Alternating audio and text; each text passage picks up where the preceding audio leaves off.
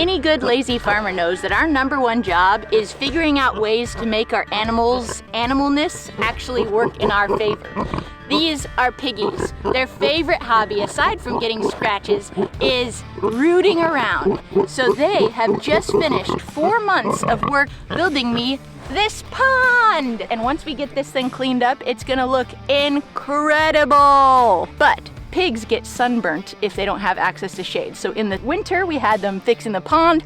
In the summer, we're gonna have them fixing the forest. Come on, let's go check it out. Hey, you little muffin. Oh, somebody wants some scratches. Okay. If you insist. All right, let's go take a look. The before is always the most exciting piece. But basically knowing the pigs are gonna come in here and clean out all of the underbrush and other things, and that this will soon be grass, is an absolutely wild thing. Gotta get some luring. We're gonna go catch our piggies. Oh, where's your buddy? Where's the other Kevin? Oh yeah. Come on, Kevin. Yes, look at you, you little athlete. Let's go. Come on now. Hey.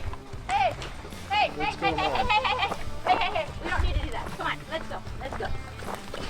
Come on. I guess meeting through the fence wasn't enough. Okay, come on, Kevin, let's go. Come on, Kevin, come on. Wow. Obviously, I love big farm changes. They're my favorite. But this one is especially exciting because these piggies have never been in the woods before. This is literally like what they were made to do. And here we are, we're gonna go do it. Come on in. Oh, my way. Wrong way, buddy, come here. She's very wary of coming through gates because she knows that there's wires. Pigs are insanely smart, so you might notice Kevin has some serious hesitancy about crossing this gate because she knows that when she sees the black fence, that usually means that there's a wire, which is exactly what we want from a 450-pound animal. We want them to know where their limits are, but we do need her to actually come through this gate.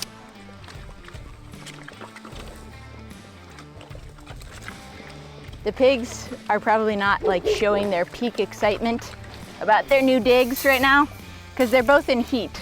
So they're not gonna be like wild. All right, ladies, live your absolute best lives back here. Stay tuned. We'll be back in a couple days to check on their progress. Remember what the before looked like because the after is gonna be real surprising.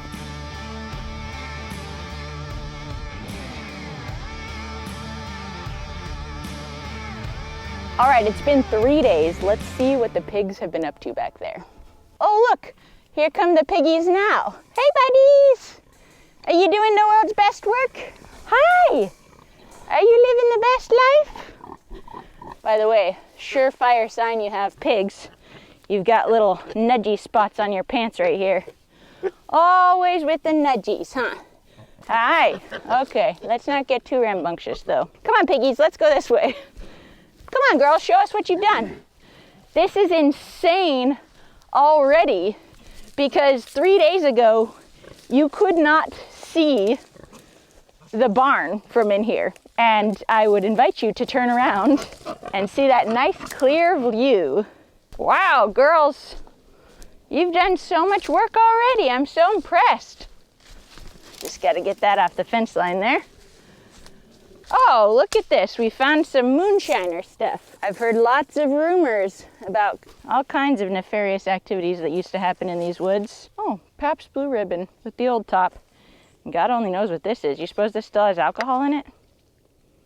No. Oh my gosh, look at her. She's literally just eating a stump. But literally, this is incredible because 3 days ago I couldn't have gotten a big machine back here if I tried. The ground is super unlevel, there's stumps, there's spiky things, but the pigs will literally move a mountain as they root around and do what pigs do. This is pretty dang cool. Nature working for us instead of against us, for once at least. All right, let's figure out how the goats got in here. Let's go back where we came from, shall we? Oh, good. We're still the proud owner of 2 dogs. That's good. Come on, come on, quack, quack, quack, quack, come on. Come on, come on, quack, quack, quack, quack, come on, goaties. All right, girls, well, keep at it for another couple days, and pretty soon we're gonna have 7 more acres of pasture. Though this video is kind of leaning towards the efforts that I'm making to be a lazy farmer, if you will, it should probably be mentioned that I am the opposite of lazy. I am actually extremely driven, and one of the biggest triggers for mental health for me is having tons of good ideas and not having enough time or energy or capacity to actually make those things happen. And that is actually what I've been talking to my therapist at BetterHelp, the sponsor of today's video, about the most this last year. If you're struggling with something and you think talking to a therapist might help, check out BetterHelp, because their online app has removed so many of the barriers that used to make it really hard for me to actually find a therapist as well. Things like making phone calls, finding out who has availability, who takes my insurance, scheduling appointments, factoring in travel time. All those things were huge barriers for me that all just disappear as soon as you fill out a quick survey on betterhelp.com. You can get matched with a therapist. If things aren't working out with the therapist you have, you can switch therapists. Therapy happens on your schedule, and you can change appointments or do everything that you need to do within the app. I would love to give a huge shout out to BetterHelp for sponsoring me and this channel and helping to remove the impetus of talking about mental health issues publicly, and for making videos like this possible. If you're interested in trying BetterHelp, click the link in the description and you will get 10% off your first month of therapy. All right, it is day 7. Let's go check and see what these little piggies have done over the last week. Oh my Lanta. Look at all this good work you've done. Oh, Bud, what happened? What happened? Did you get cut?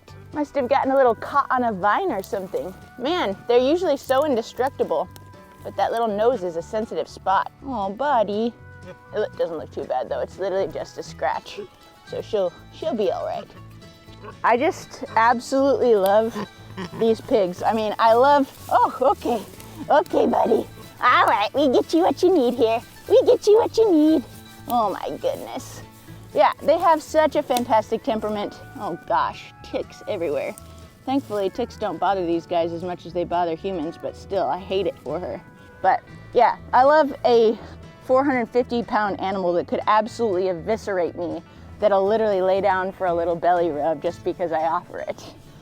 Pigs have gotten a really bad rap because a lot of the fast-growing meat breeds that are out there are not nearly as friendly, are very aggressive, have more issues in general.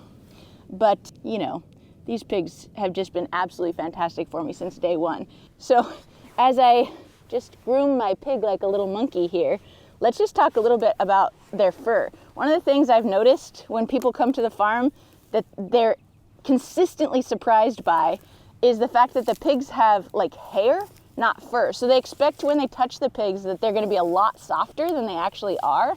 And the reality is that, yeah, this is very, very coarse stuff. In fact, most of our high-end paintbrushes are actually made out of pig hair. Oh, and speaking of their hair, not fur, and their skin in general, these guys get sunburned super easy. So one of the reasons that pigs wallow in mud, they make themselves like a little mud pit by spilling their water. Oh my gosh. Did you get startled, buddy? They make a little puddle by spilling their water, and then they roll around in the mud, and that's actually serves a ton of both hygienic and comfort purposes for the pigs. By the way, pigs get a bad rap. They are actually the cleanest animal by far that we have on the farm. They do not smell bad unless they're kept in confinement. So they roll in mud to give themselves a natural sunscreen. As the mud dries, it also helps remove toxins from their skin. That drying mud also helps with smells. It also helps with bugs, like if they have lice or mites or anything like that, covering themselves in mud will help suffocate those bugs. So all around, those little tiny ponds they tend to make are a little annoying sometimes, but they have their own designated toilet area. They're intentional about where they put the sticks that they're picking up off the ground. This is an incredible animal that is all about that self-care. Hey buddy, what do you think? Should we go check on the rest of this outfit? So what the pigs are doing back here is what pigs do best. They are turning over the soil. They're taking care of little saplings. They're getting rid of some of this underbrush, which clearing the understory will give sunlight access to the ground. And I recently just learned there's 300 years of native seeds stashed in the native seed bank, which is wild because I think a lot of seed companies are trying to sell us seeds on an annual basis, thinking that our seeds go bad. But assuming that they uproot a little bit of the kind of more invasive species and less desirable things back here, they will also bring those native seed species up to the surface, and we will have a beautiful kind of silvopasture with native grasses and a light understory, lots of access to sunlight from above. We'll come in here and selectively thin a few of the trees that are too big for the pigs to uproot. And year after year, as we continue to rotate the pigs through this area, it'll just get better and better and better. Seriously, check out these before and after shots from my friend Kate, the Modern Day Settlers farm in Massachusetts.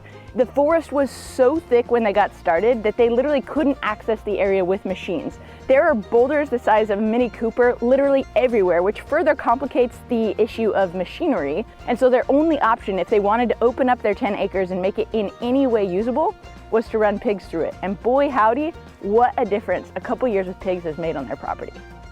Looking back through here, you can already see they've done such a good job of clearing. And mind you, this is already very green. We're in early spring, but midsummer, this thing is so thick, or at least I should say it was, so thick with shrubbery and stuff, you couldn't get in here with a bush hog or with anything else to actually clean it up. So starting at the very end of winter, going into spring was very much intentional because I wanted the pigs to have stuff to eat, like foliage to eat, but I also wanted there to be enough walking room for them that they actually could come in here and clear. We've got tons of stuff on the ground here that they are in fact clearing. Like this winter creeper is everywhere. And it's really important to mention that the earth will never leave itself uncovered. We think about that principle with the garden, we think about it with the farm, but as you can see, literally like this stuff has totally taken over. It's literally covering the ground, stopping any seed that might be below it from getting access to the sunlight, from getting access to, hi guys, anything else that it needs to actually be able to grow. So having the pigs in here, having them clear up some of this creeping foliage here, having them get rid of some of the underbrush, and then of course disrupting the soil as they're rooting around is how they're going to bring those native seeds from the seed bank up to the surface of the soil. Those seeds will then get access to sunlight, moisture, and have room to grow without competition. And I mean, only time's gonna tell. It might take a couple rotations to actually get really good native grasses in here, which is totally fine because boy howdy, we got time. So as the pigs are cleaning up in here, I'm realizing we might have to come back with a chainsaw and get some of these trees of heaven that are still up in here. This is a very invasive species that grows super quickly. And I mean, this is probably only like a 2 or 3 year old tree and it's already this big. So we'll come in here and get rid of that. But this is the kind of stuff that we want to have, like the pigs give us access to so we can actually take care of it. And over here, you can already see how much light they've already opened up for this. I'm pretty sure this is like a wild plum tree or possibly like a black cherry tree, just natively growing back here in the woods as it should. And we'll get it some sunlight so it can actually grow up and be healthy and stay strong. And we care more about these kinds of trees than we do about trees of heaven, because trees of heaven are invasive and awful and ugly and the wood is no good and. Did I mention, by the way, that pigs are given a bad rap and that they are actually way cleaner and way less smelly than people seem to think? They have their own designated toilet area. So they come over here every single time they have to defecate, etc., and do it right here. By the way, right by a massive carbon source. So if you have watched any of my composting videos, you know that the only thing we need to make sure that this area doesn't start to smell is just a quick kick over of some carbon, which will help keep the smells down and help all of that to compost right in place. Another big goal is to never concentrate them in one area too long, because that will cause them to overgraze, to trample the land down more than it needs to be trampled, etc., etc., etc. But no worries there because we got lots of forest to still work our way through.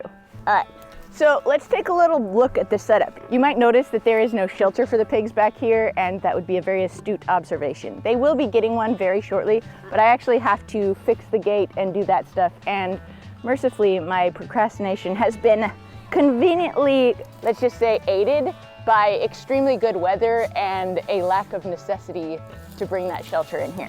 But it's a-coming.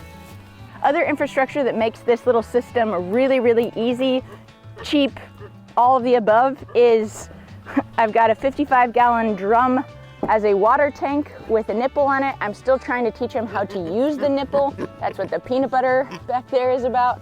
But at the moment I have it like wedged a little bit so that they still get water even though they haven't actually figured out how to use the nipple. You can see that they're already starting to make me a new pond back here as a result of the leakage. So that is obviously not for forever, but it's pretty wild that we need so little infrastructure to be able to do this. We have food bins, movable water bin, and a single strand of electric wire, which we'll talk more about in a second. And then a nice long strand of Premier One electric netting. And this is probably the most useful and cool and just time-saving hack, trick, whatever we want to call it, that I got from Billy at Permapasture's farm. So instead of having to haul chargers around, I ran a single strand line of electric wire all the way around the perimeter fence, and then I can use these little alligator clips to just clip the Premier One netting to that line. This then energizes the electric netting. Hopefully that's not on. Oh, good. Always a risk. All right, so coming back in here, you can see we had to come in to clear the line a little bit, but it took my friend Daniel, Hannah, and I about 40 minutes to clear this entire area so that I can move them all the way up the hill without any problem. So we'll just walk this Premier One line all the way back and I'll kind of show you what I did. That alligator clip that Billy at Permapasture showed me is so brilliant for so many reasons, mostly because it economizes massively on the amount of electric netting that we both need to carry through the woods, which can be a fairly frustrating endeavor because there's so many sticks and twigs that'll get caught in the net as we walk, but also literally just thinking about right here close to the barn, it's really easy to move all this stuff, but the further we get away from the barn, the more that I'm gonna have to carry. So having one less strand that we need to worry about and literally just, again, just clipping onto what we've already got on the hard perimeter fence is brilliant. And actually, since we are here at the corner of the fence, take a little look at the spoils pile from our cleanup that we did. I should probably also mention that we recently had a tornado run through here and it literally took the tops off of tons of these trees. So a little mission creep when I asked Daniel to come help me clean up the fence line was that, by the way, while you're here, can you also clean up some of the fallen wood? Teamwork makes the steam work. I want to talk a little bit about this electric line that I ran on this hard fence because I have a question for you. There's one little thing I haven't quite figured out, which is how do I keep myself from having to spend half my summer weed eating to keep the grass down around this? I've tried spraying concentrated vinegar. I've tried using a flame torch to kind of torch down the ground. What do people do along their fence lines to keep grass and other weeds from just growing up along them and causing them huge problems all around? Let me know in the comments section below. When I do get around to installing the actual gate, not with the baling twine, it will make this feature make a whole lot more sense too. This is probably my favorite feature of the hardwired electric line because, like, literally, even if it's hot, it's got this plastic handle that isolates the electrical current. So if I need to come through here with my ATV or, you know, with the pig shelter, I can literally just unclip this, clip it over there, and with the fence still hot, still bring it back here and clip it, and then that re-energizes the whole area again, which is pretty dang neat. It should probably also be mentioned that these pigs have never actually cleared land before. So it might take them a couple weeks to kind of get into the routine and understand what they should be doing a little bit better. Because the first 6 months of these pigs' lives, they were out making me a pond and they've never actually been in densely wooded area like this before. But though I will definitely say training our animals, especially our larger animals, for certain things is very important. We cannot always rely on their instincts They definitely have some really good instincts, as you can see here. But we'll just see basically how long it takes them to move through this spot, and then we'll start rotating them accordingly. Hey buddies, don't get up. Don't get up. I'm just gonna come in here and give you a little snuggle. These pigs have only gotten cuter and more lovable to me as they've gotten bigger, but if you want to see what they look like when they were really, really small, go check out this video. I will see you there. Cheers! All right, little ladies, have a rest and then get back to work. There's a lot more forest for you to clear.